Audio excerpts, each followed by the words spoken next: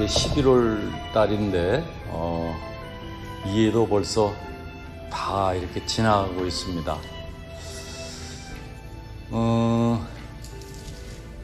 이제 어떻게 보면 다른 해보다도 조금 어수선한 그런 한 해였죠. 그게 지금 코로나로 인해서 정말 시기가 이렇게 지났지만 멈추질 않고 계속해서 참 사람들에게 불안감을 주고, 그런데 더 불안감을 주는 건 이제 앞일을 알 수 없다는 거예요. 뭐 조금 멀어도 이렇게 언제 끝날 것이다 라고 생각을 하면 우리가 희망적인 생각을 가질 수가 있는데, 그렇지 않으니까 이게 답답해요. 언제 끝날지 모르니까. 그래서 저는 이 한 해를 이렇게 돌아보면서 오늘 특별히 무슨 말씀을 나눌까 하는 생각을 하다가 조금 그 나름대로 오늘 성경에 나오는 그 나만이라는 사람을 한번 생각해 보면서 우리가 한 해를 조금 이렇게 더듬어 본다 그럴까요? 그런 생각을 한번 해보았습니다. 그래서 이것이 그 남의 얘기가 아니라 정말 우리 몸과 마음속에 함께 담을 만한 그런 하나님의 말씀이 되었으면 좋겠다는 생각을 해봅니다. 오늘 이 TV에도 TV라고 해야 되나, 이 말씀을 한 절을 우리가 전부 보고 있는데, 이 나만에 관한 내용은 비교적 이렇게 조금 길게 그 내용이 나와 있습니다. 그리고 누가복음 4장에 이렇게 27절 같은 데를 보면 예수님이 그 나만 이 장군이라 그럴까요? 사령관이라 그럴까요? 그런 사람을 언급을 했어요. 그런 거 보면 성경을 많이 아셨을 그 예수님이 이 나만이라고 하는 사람을 언급을 한 걸 보면 상당히 그 중요한 그런 생각을 우리가 할 수 있어요. 여러 사람을 언급하지는 않았거든요. 그럴 때, 그런 의미에서 볼 때 이 나만이라고 하는 사람의 행동 거지를 우리가 자세히 살펴볼 만한 그런 가치가 있다 하는 생각을 해봅니다. 그 내용을 보면 간단하게 얘기를 하면 그 당시 이스라엘에는 그 문둥병 환자가 참 많았다고 말씀을 합니다. 그리고 그 많은 문둥병자들이 있었지만 고침을 받은 사람은 딱 한 사람이 있는데 그것이 바로 그 나만이라고 하는 사람이다 하는 얘기를 하십니다. 딱 요 말씀이에요. 조금 우리가 생각해 볼 여지가 있다면 사실 이 문둥병자가 뭐였길래, 일반적인 병이 아니고 특별한 정말 이 문둥병이라는 환자 많이 있었다고 하는 건 뭘 의미하는가? 그런 즈음에도 정말 많은 병자들이 고침을 받았어야 되는데 이 딱 한 사람밖에 고침을 받지 못했다 하는 건 참 우리에게 중요한 의미를 주는 것 같아요.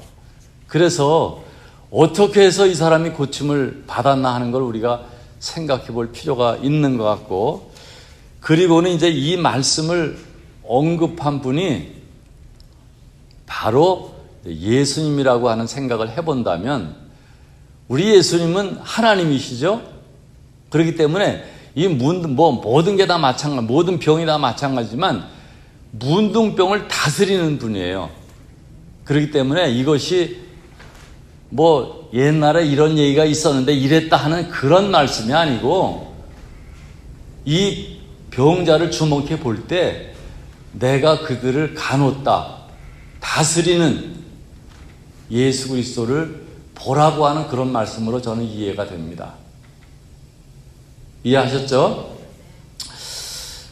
그런 의미에서 볼 때 이 열왕기하 5장 말씀을 보면 내용이 이렇게 쭉 나와 있는데, 일부러 이제 요 한 절 말씀만 읽은 가운데 말씀을 드리겠지만, 이 내용을 다 우리가 생각해 보려면 시간도 그렇고 또 여러 가지 의미하는 게 참 많아요.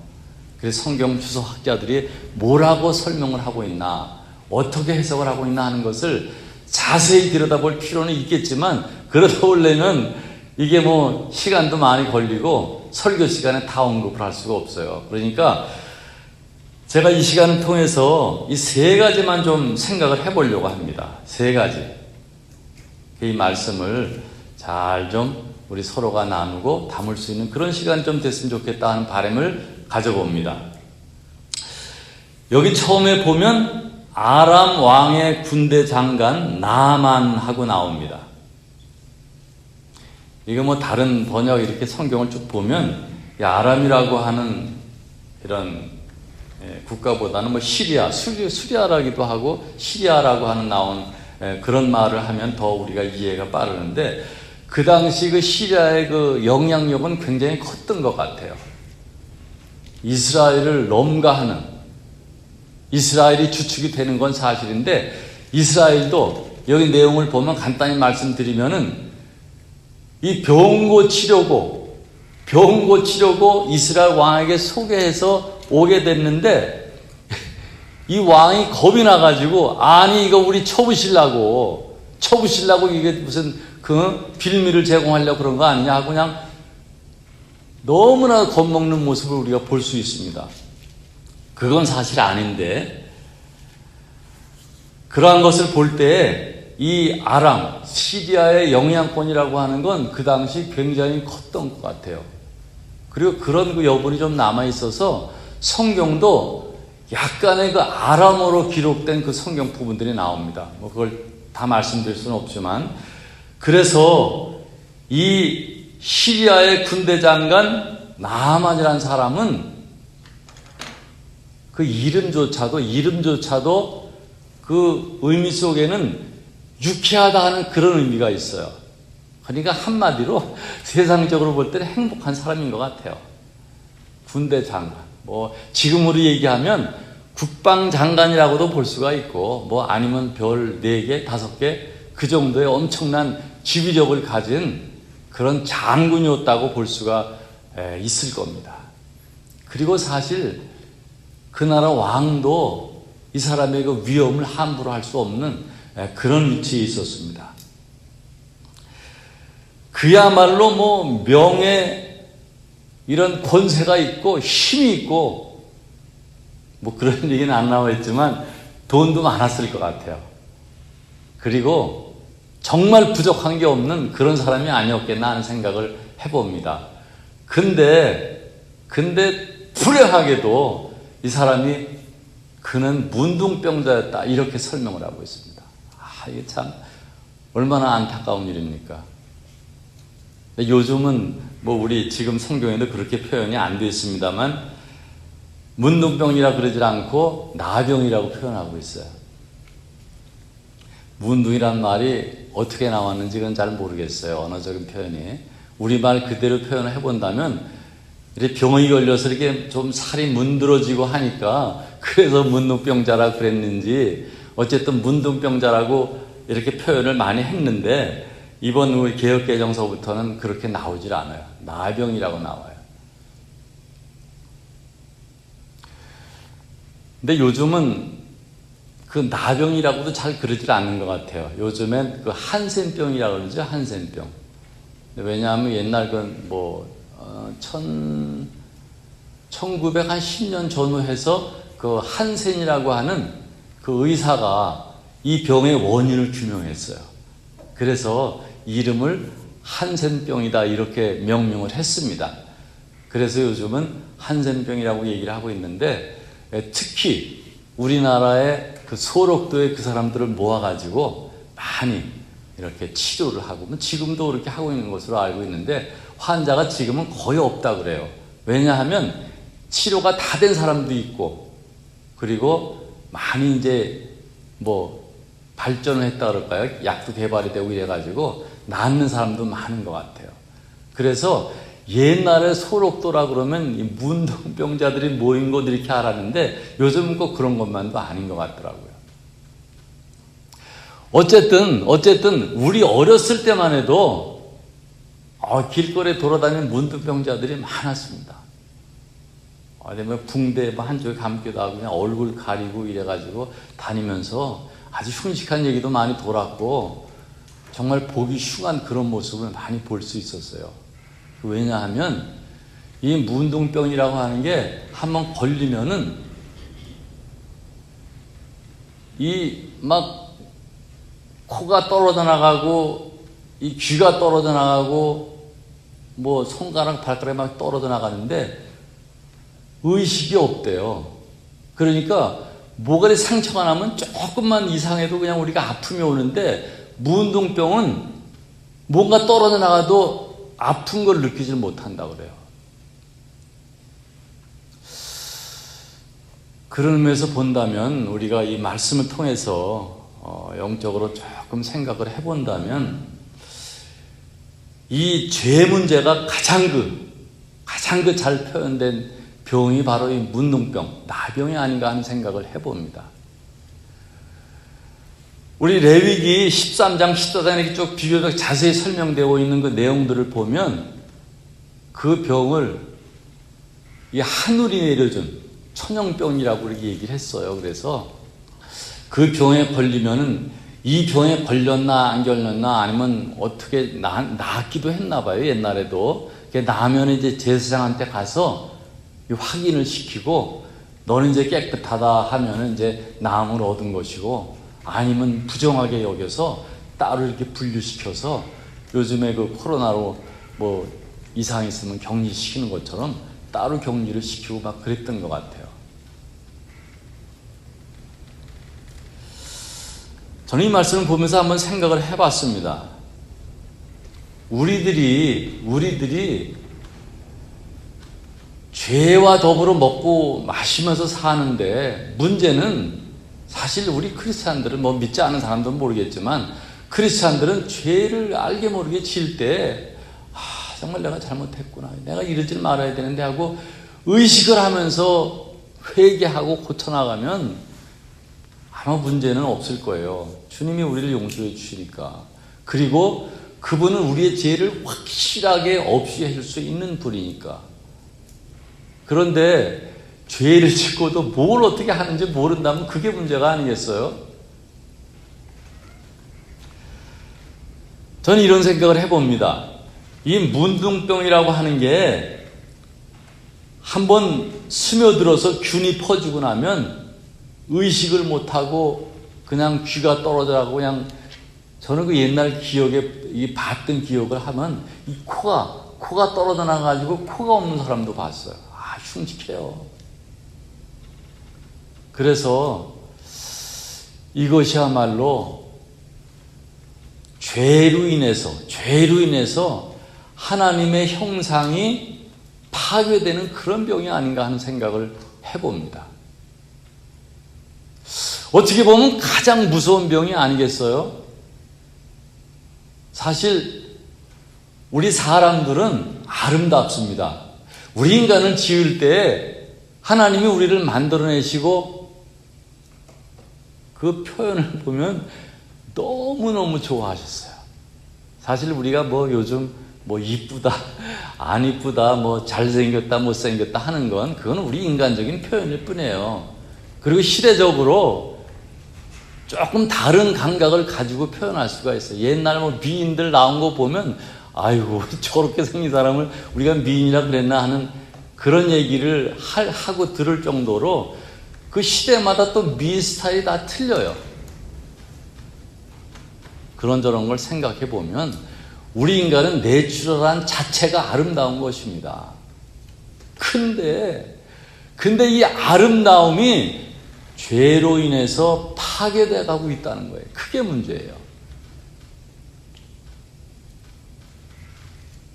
혹시 여러분들 뭐 다른 건 생각할 필요 없어요. 다른 건 생각할 거 없고 나의 속에 죄가 들어가서 내 하나님이 나에게 주신 그 아름다운 형상이 파괴되는 걸 느끼지 못하는 분들 혹시 있을지 여기는 안 계시라고 제가 생각을 해보는데 그런 것이 있다면 정말 큰일 아닙니까? 하나님의 형상이 그 보존돼야 될 하나님의 형상이 파괴돼 가고 있어요. 그런데 그것을 느끼지 못하고 있다는 것입니다. 이게 문제 아니겠어요? 그게 무서운 겁니다. 나의 형상이, 오늘 집에 가서 거울을 한번 보세요. 거울을 보시고 거울아 세상에서 내가 제일 예쁘지 않냐 하고 반문을 해보세요. 그리고 대답해 보세요. 그래, 누가 뭐래도 난 제일 예뻐 하고 여러분들이 대답할 수 있을지 한번 거울을 꼭 보시고, 거울 오늘 저녁에 집에 가서 꼭 보시고 그 다음에 저에게 전화를 하셔가지고 얘기 좀 해주세요. 결과가 어떻게 나왔는지.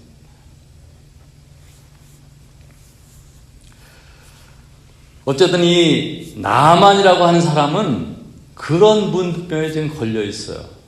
그래서 그 다른 것이 중요한 게 아니라 이 사람 속이 어떻겠습니까?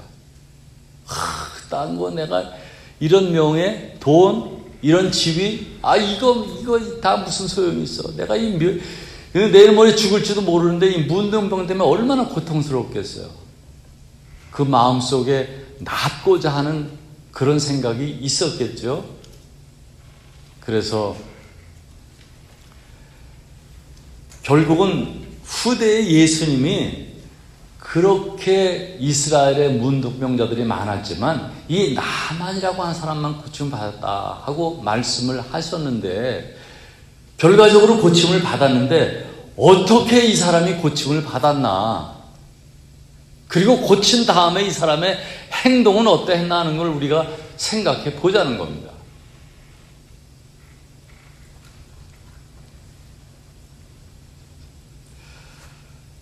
여기 보니까 가장 중요한 게 이 낫기 위한 거. 저는 그런 생각을 해봅니다. 첫째는 문둥병 환자였다고 하는 걸 느꼈다면은 나아야 돼요. 고침을 받아야 돼요. 왜냐하면 그냥 죽음으로 갈 수밖에 없으니까. 그 다음에 우리에게 필요한 것은 메시지를 듣는 것입니다.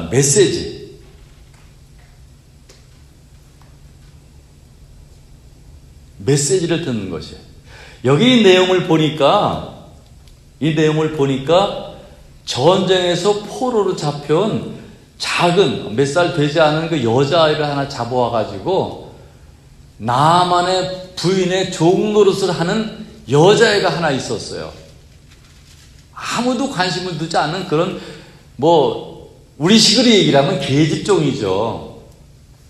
근데 그는 하나님을 믿는 사람이었어요. 그래서 그 여자애가 자기 주인의 그 남편, 그 위대한 그 장군인 그 사람을 보니까 아이 문둥병에 걸렸단 말이에요.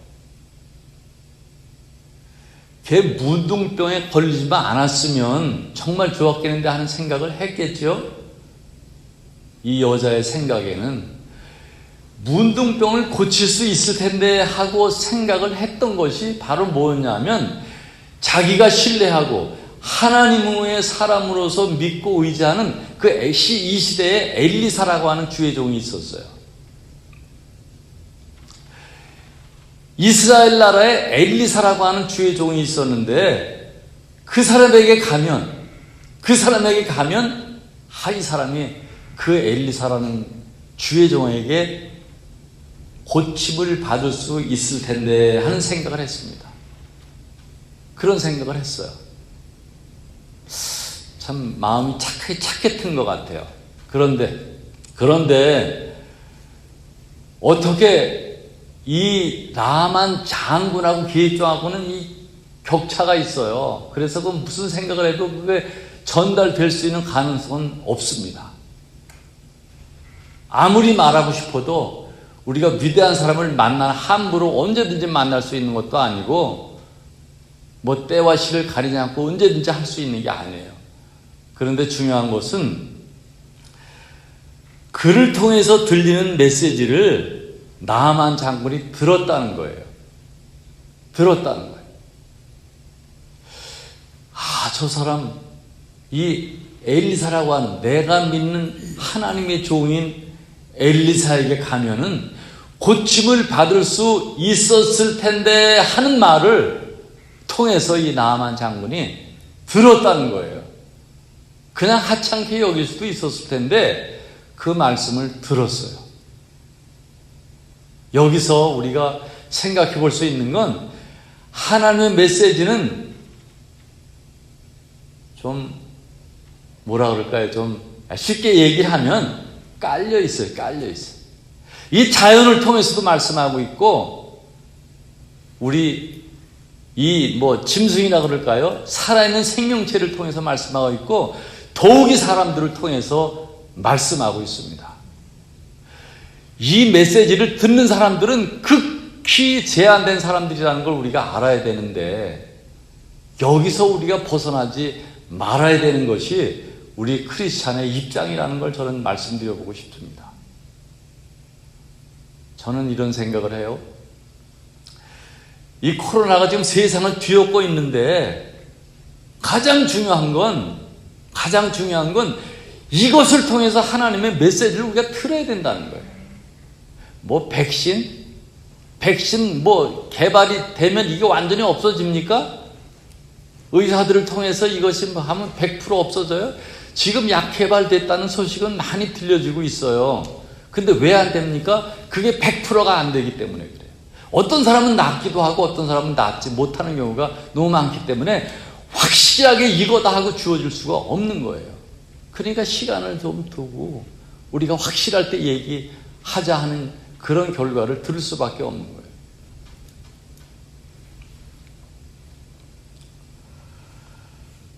저는 가끔 전에도 한번 말씀을 드렸지만 정말 내가 하나님을 정말 내 죽음을 불사하고 따르리라 하는 그런 용감한 그런 마음가짐을 주님을 따르면서 예수님을 따르면서 얘기했을 때 예수님이 뭐라고 말씀을 했습니까?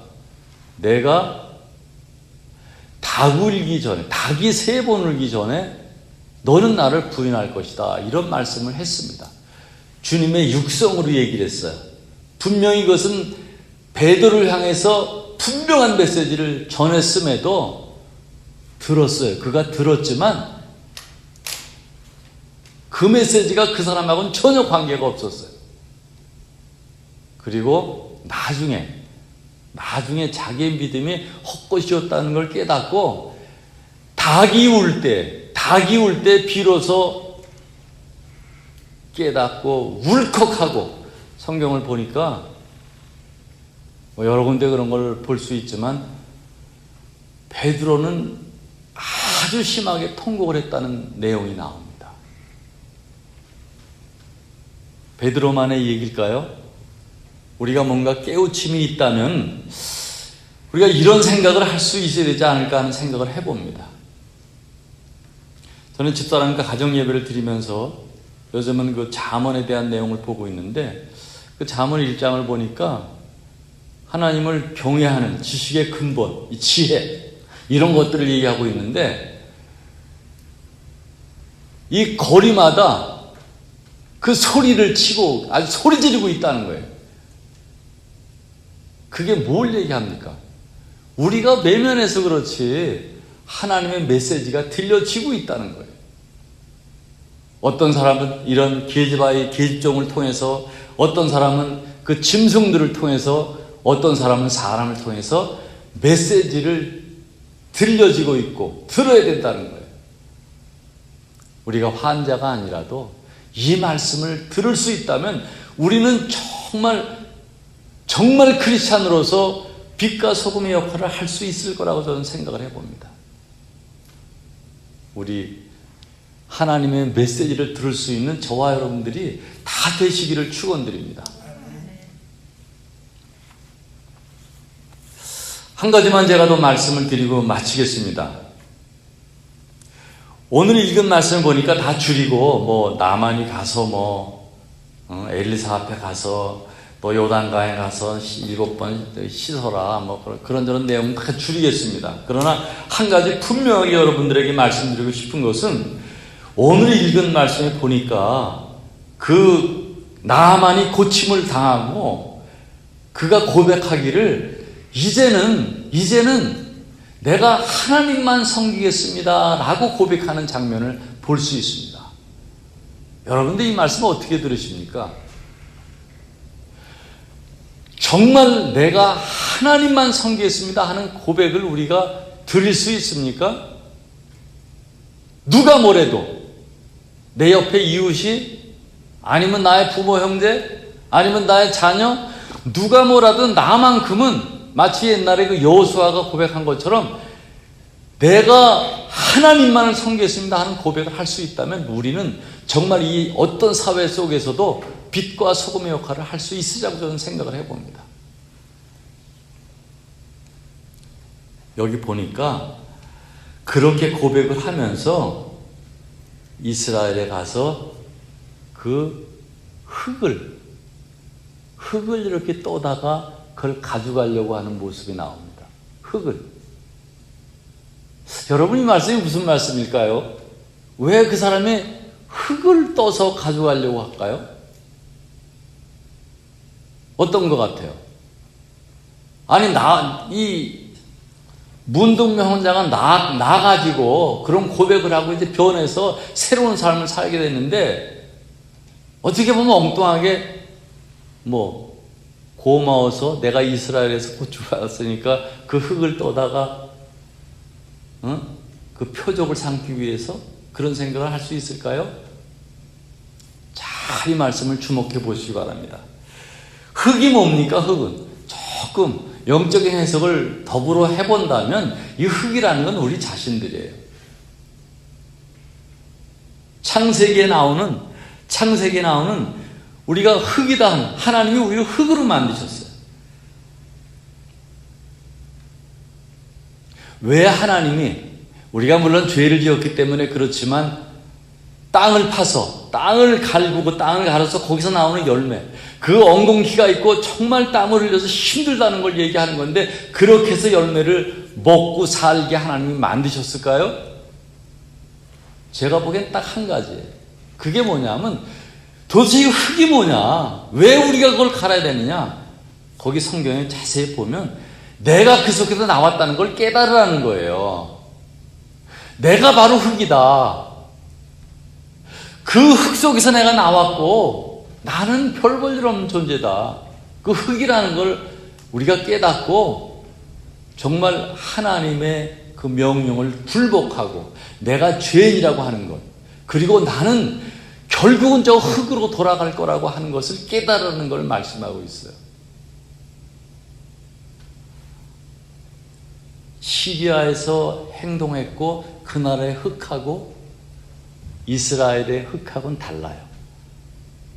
의미상으로 물론 그렇지만 그 흙을 떠다가 자기가 새로운 기분을 느끼게 신앙적인 면에서 변화를 받기 위한 것이지만 그 말을 신앙적으로 조금 해석해 본다면 이것은 본어게인을 얘기하고 있어요.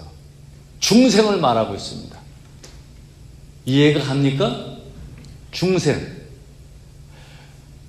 우리가 잘 아는 대로 요한복음 3장 보면은 니고데모라고 하는 사람이 하나님의 그 말씀을 잘 알았던 사람이에요. 근데 자기가 전혀 그 과외 사람으로 생각했던 예수님의 그 말씀을 들어보니까 구구절절 옳은 얘기를 하거든요. 그 사람에게 구원이 있는 것 같아요. 그런 느낌이 와요. 믿음이 생겨요. 근데 본인의 신분이라든지 이런저런 걸 생각해서 몰래 밤에 가서 그 사람을 이제 면담하고 만나는, 그러니까 즉 예수님을 만나는 장면을 우리가 볼 수 있습니다. 그리고는 여쭤봅니다. 사람이 어떻게 하면 구원을 받습니까? 하고 물어볼 때 예수님이 뭐라고 얘기를 합니까? 사람이 거듭나지 않으면 구원을 받을 수 없다. 이 사람이 생각합니다. 뭐 다시 태어나? 뭐 어쩌란 말이야. 그럼 내가 부모 뱃속에 다시 들어가란 말이야? 엉뚱하게 동문서답을 하는 내용을 볼 수 있습니다. 여러분들 본어게인이 뭡니까? 중생이라고 뭐 한자로 표현 다 그 말이 그 말인데 다시 태어난다는 말이 무슨 말이에요? 어떻게 생각하세요? 여러분들 한번 제가 말씀드릴 때 마음으로 한번 생각을 해보고 답을 해보세요. 다시 태어난다는 건 뭘 얘기하는 겁니까? 어떤 사람은 그런 얘기를 했어요. 내 자신을 들여다보는 순간에 그 순간이 바로 거듭나는 순간이라고 얘기를 했습니다. 그 말은 내 자신은 어디로부터 왔고, 우리 인생에 참 대답할 수 없는 그런 대답인데, 내 자신이 누구인가를 아는 순간이라는 거예요. 그 순간은 바로 우리 신앙인들은 하나님으로부터 왔고, 하나님의 사람이고, 우리는 신앙인이고 구원을 받아야 될 대상이다 하는 걸 깨닫는 순간이 바로 본어게인. 사람들은 고친다고 얘기를 합니다. 뭐 변화받는다고 얘기를 하는데 저는 그걸 믿지 않습니다. 좀 혹독하게 여러분들이 들을지 모르지만 사람의 성품, 뭐 이런 버릇, 습관 이런 거 변하지 않아요. 새롭게 뒤엎지 않으면 변하지 않습니다. 우리가 무지무지하게 노력을 해도 변하지 않습니다. 어떻게 보면 태어날 때부터 그렇게 태어났기 때문에 그런지도 모르겠어요. 잘못된 거 알지만은 무던히 노력해도 그게 안 돼요. 될 수 있는 방법은 새롭게 태어나는 겁니다. 새롭게.